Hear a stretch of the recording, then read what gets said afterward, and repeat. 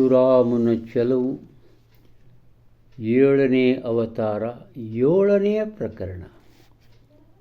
ಇದು ಒಂದು ಶ್ರೇಷ್ಠವಾದ ಪ್ರಕರಣ. ನೇರವಾಗಿ ಮನುಷ್ಯನ ಜೀವನಕ್ಕೆ ಅತ್ಯಂತ ಅವಶ್ಯವಾದಂಥ ಪ್ರಕರಣ. ಶಿರೋನಾಮೆ ನುಡಿದಂತೆ ನಡೆ ಇರಲಿ. ನುಡಿದಂತೆ ನಡೆ ಇರಲಿ. 72 ಚೌಪದಿಗಳಿವೆ. ಕೇವಲ 2 ವಿಷಯಗಳು ನುಡಿದಂತೆ ನಡೆ ಇರಲಿ ಅನ್ನೋ ಕುರಿತು 42 ಚೌಪದಿಗಳು.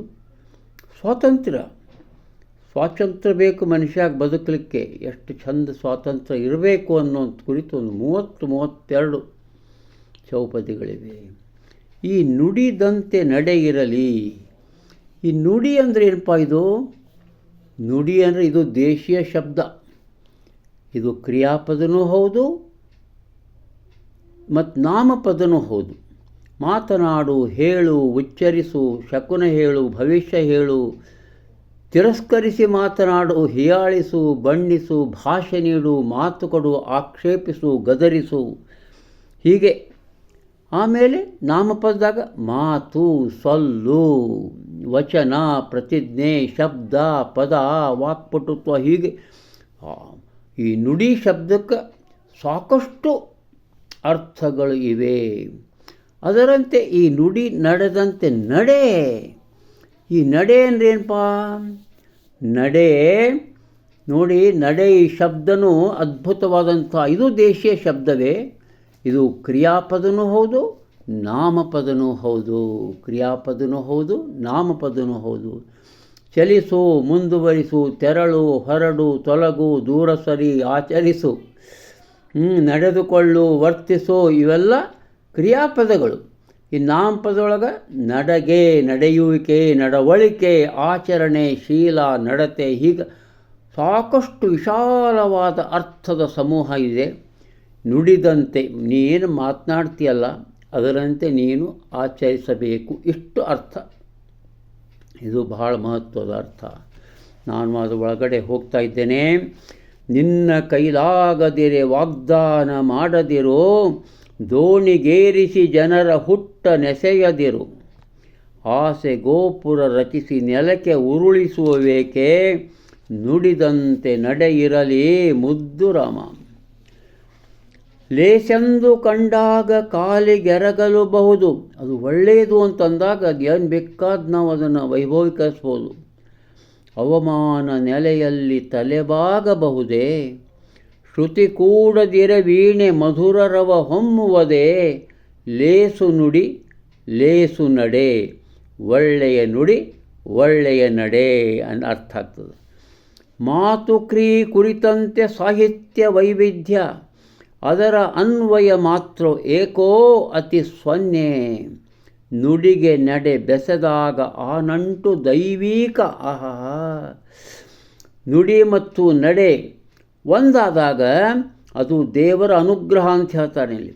ಅರಿತವನು ಬೀಗುವನೇ, ತಿಳ್ಕೊಂಡವು ಎಂದಾದರೂ ನಿಜವಾಗಿ ತಿಳಿದವ ಅಭಿಮಾನ ಪಡುವುದಿಲ್ಲ ಅಂತ. ನುಡಿದಂತೆ ನಡೆಯದಿದೆ, ನಡೆದಂತೆ ನುಡಿಯದಿರೆ, ಕಾಷಾಯದ ತೊಡಿಗೆ ಬಕಧ್ಯಾನದಂತೆ.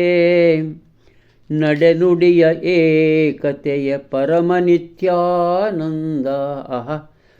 ನಡೆನುಡಿಯ ಏಕತೆಯ ಪರಮನಿತ್ಯಾನಂದ. ಮರೆಯೋ ಬೂಟಾಟಿಕೆಯ ಮುದ್ದುರಮಂ. ಕಂಡದ್ದ ಮರೆಮಾಚಿ ಇರದುದನೆ ಅತಿ ಮಾಡಿ, ಅಲ್ಲೊಂದ ನುಡಿದು ಒಳಿತಲ್ಲ. ಆಗದಿರು ಬದುಕಿನಲ್ಲಿ ನೀನು ಊಸರವಳ್ಳಿ. ನುಡಿದಂತೆ ನಡೆಯಿರಲಿ, ನುಡಿದಂತೆ ಇರಲಿ ನಡೆ ಮುದ್ದು ರಾಮ. ಊಸರವಳ್ಳಿ ಅಂದರೆ ಒಂದು ನಮೂನಿ ಒತಿಕಾಟ.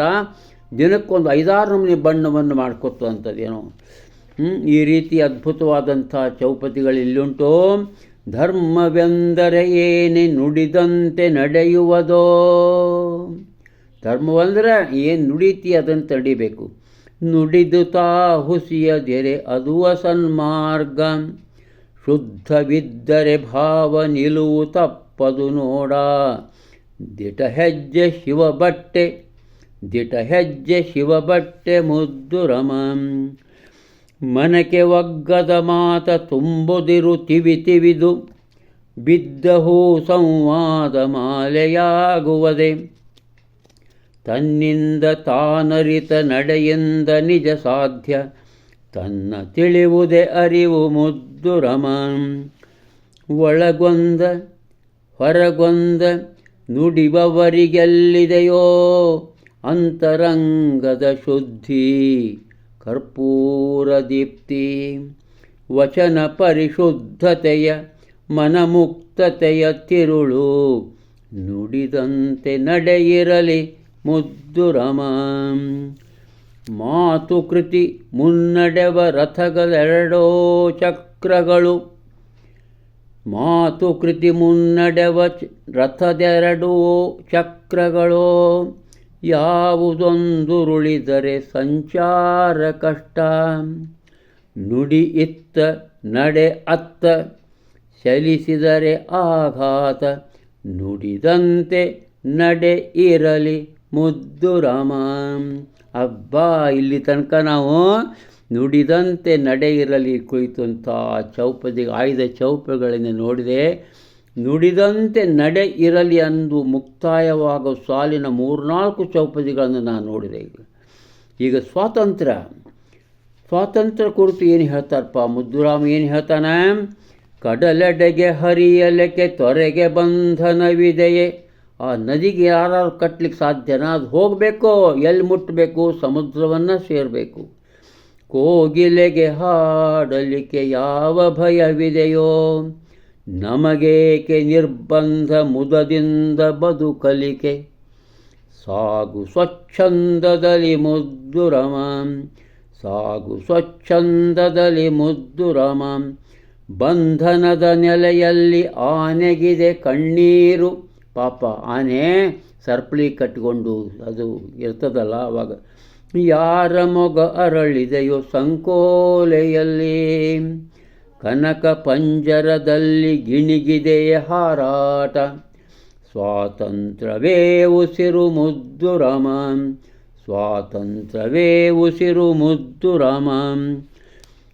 ಮೊರೆಯುವುದು ಹಿರಿಕಡಲು ತನಗಿಷ್ಟವಾದಂತೆ. ಬೀಸುವುದು ಬಿರುಗಾಳಿ ತನ್ನಿಚ್ಛೆಯಂತೆ. ಮಿನುಗುವುದು ನಕ್ಷತ್ರ ತನ್ನದೇ ತೆರದಲ್ಲಿ. ಮನುಜನೇಕೆ ಗುಲಾಮ ಮುದ್ದು ರಾಮ. ಆಗಬಾರ್ದು ಗುಲಾಮ. ಚಲುವನಾರಾಧಿಸುವ ಗುಣವೊಂದು ದೈವವರ. ಒಡೆತನದ ಎದೆಯಲಿದೆ ತೊಂದರೆಯ ತಾಣ. ಸ್ವಾತಂತ್ರ್ಯವಿಲ್ಲದಿರೆ ಪಕ್ಷಿ ಹಾರುವುದೆಂತು. ಚಲುವು ಬಿಡುಗಡೆ ದಾರಿ ಮುದ್ದು ರಾಮ. ಕೇಳುವುದೇ ಹರಿವ ತೊರೆ ತನ್ನ ಪಯಣದ ದಿಸೆಯ. ಯಾಚಿಪುತೆ ಓದುಗನ ರಸಭರಿತ ಕವಿತೆ. ಓಹೋ, ಯಾಚಿಪುದೆ ಓದುಗನ ರಸಭರಿತ ಕವಿತೆ. ಸುರಿಯುವುದೇ ಮುಗಿಲ ಹನಿ ಇಡೆದು ಇಳೆ ಸಮ್ಮತಿಯ. ಆ ಮಳೆಯನ್ನರ ಭೂಮಿದು ಅನುಮತಿ ಕೇಳ್ತದನ್ನೋದು ಸುರಿಲಿಕ್ಕೆ ಇಲ್ಲ. ಬೀಳೋ ಟೈಮ್ದಾಗ ಬಿದ್ದ ಬಿಡ್ತದೆ. ಸ್ವಾತಂತ್ರ್ಯ ಸಂಭ್ರಮವ ಮುದ್ದು ರಮ.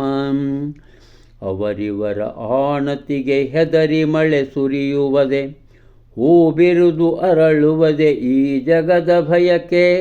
ಹೂವೇನರ ಹೆದರ್ತದನು ಜಗ ಅರಳಲಿಕ್ಕೆ ಇಲ್ಲ.